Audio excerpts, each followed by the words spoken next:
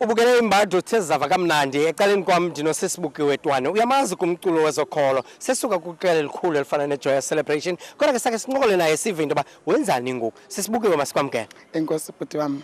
Khawuchazele umculo lo wekholo udibene nawo uphi wena?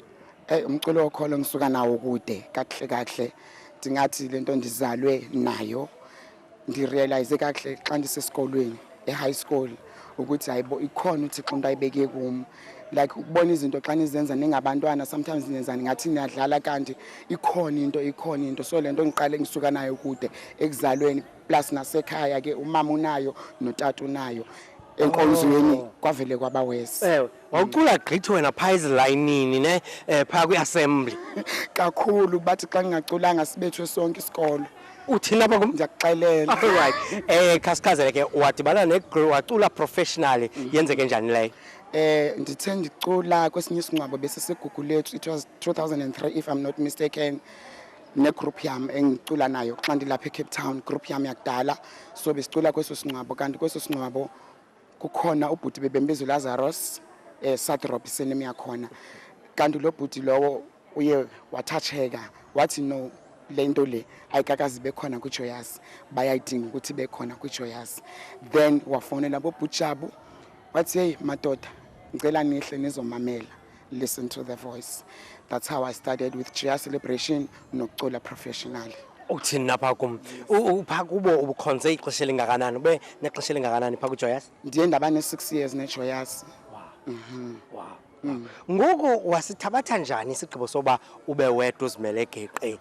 Sona ayikusosigqibo esilula andifuna uxoka ngoba uye uthi ngenxa yabantu kuye kuthi into yenzayo kanti khona into yenzayo ebantwini. So ngibone abantu nanokuthi kuthi uThixo usafuna ngiqhubeke bekungathi kuba khona kwami kuJoyous or ukuphuma kwami kuJoyous kuye kwaba kumele kube ne-stop. So uThixo uyawathanda ukuthi ngiqhubeke nangenxa yokuthi abantu bayithandile andiyabasikelela into endiyenzayo. So ndathatha isinqumo ngaleyo ndlela leyo. Ababukeli bathi kumzweli ukuba wenza ngomsebenzi wakho. Khawuthi sikhumbuze ngeline anyana ibenye nje usisi nje pha kuJoyous lanyana incane nje. Manje live izwi lakho Yehova ndizigcine kulo. Hallelujah. Ay. Alright, masithethe nge-CD yakho ke. Wayikhupha nini ke yakho i-CD ke ngoku? I-CD yami ngiyirelease 2010. 18 itayitile yayo. Itayitile yakhona ithi wethembekile. Wow. Wethembekile. Umthembile wena. Angeke futhi ndiyeke ukumthemba emaxesheni wonke nditsho noba sekunjani sohlala ndimthembile. Sesiphezinye ingoma ezikhona apha kwelicwecwe oqonda into ba siyabe sibachukumise abantu xa belimamela. Umandilive ukhona unokho kunje apha azaziwa khona ukhona kukhona ingoma ezifana noinceba yakhe zingoma ezimnandi abakaze baziva but zikhona kwelicwecwe bangazivuyela kakhulu. Zininzi nje yisithi nje enokuthula othi mawuyimamele kube nokuthula empilweni yakho. Amen.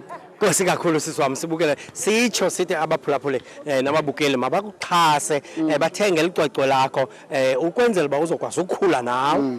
Thank you bhuti wami ngiyabonga kakhulu. Enkosi kakhulu. Lo besincokola naye ke ngosisibukiwe icwecwe lakhe lithi wethembekile lilo eli ungamxhasa ke ngokuthi uthenge eli luqobelo lalo eli qali nje ungayithengi xa uboma ingathi nguye kodwa andiqondi kakuhle ngihamba ke uyosifunela lakho kwenzela ba ukwazi umxhasa.